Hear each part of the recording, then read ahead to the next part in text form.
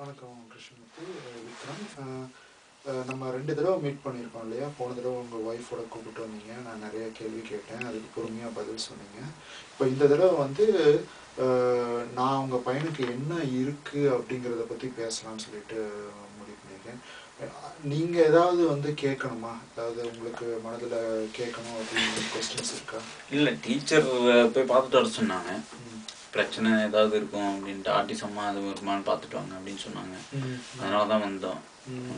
எங்களுக்கே ஒன்று ஏதோ சரியில்லாத மாதிரி தோணுச்சு. டீச்சரும் சொன்னாங்க சரி போய் பார்த்துட்டு வரலாம் அப்படின்னு. ஸோ உங்கள் டீச்சர் வந்து ஆர்டிசமாக இருக்குங்கிற மாதிரி சொன்னாங்க. ஆமாம். ஓகே, சரி. இப்போ ஆர்டிசம் பற்றி நீங்கள் ஏதாவது கேள்விப்பட்டிருக்கீங்களா? உங்களுக்கு என்ன தெரியும்? அதை பற்றி கேள்விப்பட்டதில்லை. டீச்சர் சொன்ன வரைக்கும், சொல்கிற வரைக்கும் எங்களுக்கு தெரியாது. நாங்கள் ஏதோ பிரச்சனையாக இருக்குது, சரியாக போயிடுவோம், இன்னும் 2 வருஷத்தில், 1 வருஷத்தில், 2 வருஷத்தில் சரியாக போயிடுவோம் பிரச்சனை அப்படின்னு நினச்சிட்டோம்.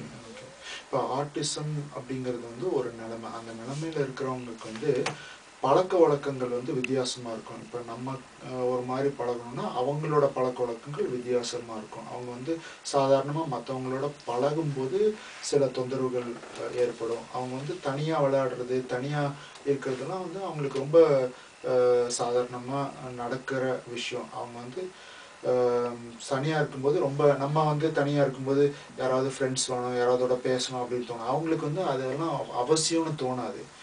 அப்புறம் ஆர்டிசம்ங்கிற நிலைமை இருக்கிறவங்க வந்து பேச்சு பழக்க வழக்கங்கள்லாம் வந்து சில வித்தியாசங்கள் இருக்கும். அவசியம் இல்லாமல் பேச மாட்டாங்க. அதே வந்து அவங்களோட பேச்சை வந்து நம்ம ஒரு 4 பேர் கூடி நின்று பேசும்போது ஒரு மாதிரியாக பேசுவோம். அந்த மாதிரி வந்து நெளிவு சுழிவுகள் வந்து அவங்களுக்கு புரியறது கஷ்டம். இதெல்லாம் வந்து நீங்கள் சொல்கிறத வச்சு பார்க்கும்போது ராஜேஷ்க்கு இருக்குது. ஸோ ராஜேஷ்க்கு வந்து ஆர்டிசம்ங்கிற ஒரு நிலைமை இருக்குது.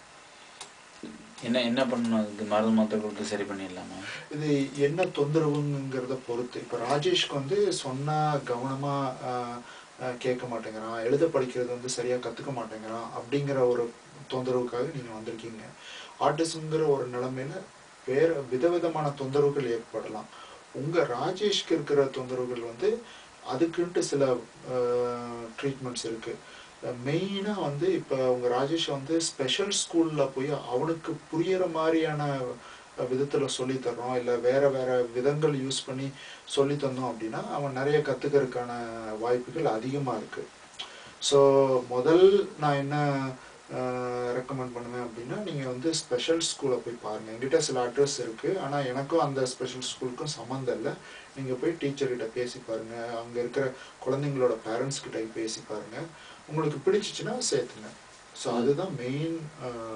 எவ்வளோ வருஷம் அந்த ஸ்பெஷல் ஸ்கூல் போகிற மாதிரி இருக்கும்? மறுபடியும் நார்மல் ஸ்கூல் வந்துடலாமா? அது வந்து அந்த ஸ்பெஷல் ஸ்கூலில் அவன் எப்படி கற்றுக்கிறான், எப்படி வந்து டீச்சர் சொல்கிறத எடுத்துக்கிட்டு வளர்றான் அப்படிங்கிறத பொறுத்து தான். நல்லா கற்றுக்கிறான், நல்ல இம்ப்ரூவ்மெண்ட் தெரியுது அப்படிங்கும்போது ஸ்பெஷல் ஸ்கூல்லேருந்து மெயின் ஸ்கூலில் போகிறதுக்கான சான்சஸ் இருக்குது. அதே சமயம் நீங்கள் வந்து ஸ்பெஷல் ஸ்கூலில் இந்த அளவுக்கு இம்ப்ரூவ்மெண்ட் இருக்குது, நான் ஸ்பெஷல் ஸ்கூல்லையே கண்டினியூ பண்ணணும்னு நீங்கள் நினச்சிங்கன்னா அதையே கூட கண்டினியூ பண்ணலாம். இப்போ மருந்து மாத்திரையெல்லாம் எதுவும் கிடையாது இந்த பிரச்சனைக்கு? இப்போ இதை பிரச்சனைன்னு பார்த்தோன்னா ஆர்டிசம்ங்கிறது ஒரு நிலைமை. அது இன்னும் நிறைய பேர் வந்து இதை ஒரு வியாதின்னு சொல்ல மாட்டாங்க. அவங்க ஆர்டிசம் இருக்கிறவங்க வேற விதமாக யோசிக்கிறாங்க, வேற விதமாக பேசுகிறாங்க. ஸோ அதை நீங்கள் மாற்றணும் அப்படின்னு நினச்சிங்கன்னா மாத்திரை கொடுத்து மாற்ற முடியாது. ஆனால் அவங்க வேற விதமாக பழகிறது, வேற விதமாக பேசுறதுனால நிறைய தொந்தரவுகள் ஏற்படும். சில சமயத்தில் வந்து பழக்க வழக்கத்தை மாற்ற முடியாது அவங்களால. அந்த பழக்க வழக்கத்தை மாற்றாத ஒரு நிலைமையில் அவங்க இருக்கும்போது அவங்க மனப்பதட்ட நோய், இல்லை வந்து மனச்சோர்வு நோய், டிப்ரெஷன், ஆன்சைட்டி அந்த மாதிரி ஒரு கண்டிஷன்ஸ் வரலாம். அந்த மாதிரி வரும்போது மாத்திரைகள் கொடுக்க வேண்டிய நிலைமை வந்தாலும் வரும். ஆனால் நீங்கள் சொல்கிறத வச்சு பார்க்கும்போது ராஜேஷ்க்கு இப்போதைக்கு மாத்திரைகள் தேவையில்லைங்கிறது என்னோட ஒப்பீனியன். இப்போ வேலைக்கு எல்லாம் போக முடியுமா அவனால் வளர்ந்து? ஃப்யூச்சர் எப்படி இருக்கும்? ஃப்யூச்சர் வந்து இப்போ நம்ம கரெக்டாக இப்படி தான் இருக்கும்னு சொல்கிறது ரொம்ப கஷ்டம். இந்த ஸ்பெஷல் ஸ்கூலில் போய் அவன் எப்படி கற்றுக்கிறான், எந்த அளவுக்கு கற்றுக்கிறான், எதெல்லாம் அவனுக்கு பிடிக்குது, எதெல்லாம் அவனுக்கு நல்லா செய்ய வருது, எதெல்லாம் அவனுக்கு நல்லா செய்ய வரல அப்படிங்கிறத முதல்ல பார்க்கணும்.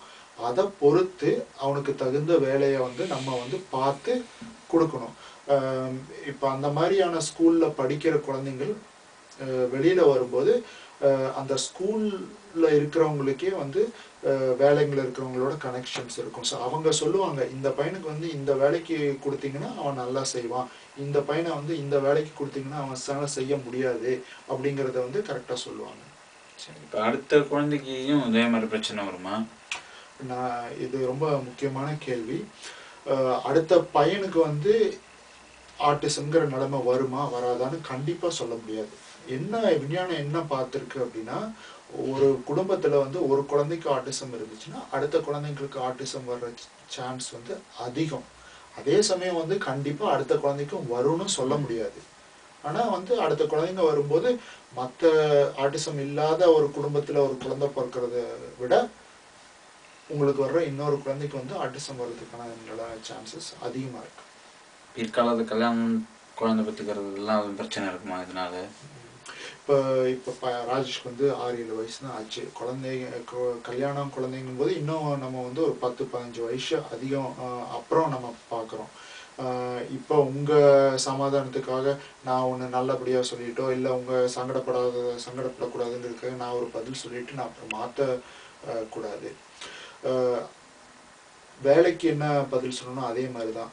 அவன் எப்படி கற்றுக்கிறான், என்னென்னலாம் வந்து இம்ப்ரூவ்மெண்ட் தெரியுது, அதை பொறுத்து வந்து அந்த வயசு வரும்போது நம்ம யோசிக்கணும். அவனுக்கு கல்யாணம் பிடிக்குதா, கல்யாணம் பண்ணலாமா அப்படிங்கிறத பற்றி நம்ம அப்போ யோசிக்க வேண்டியது இருக்கும்.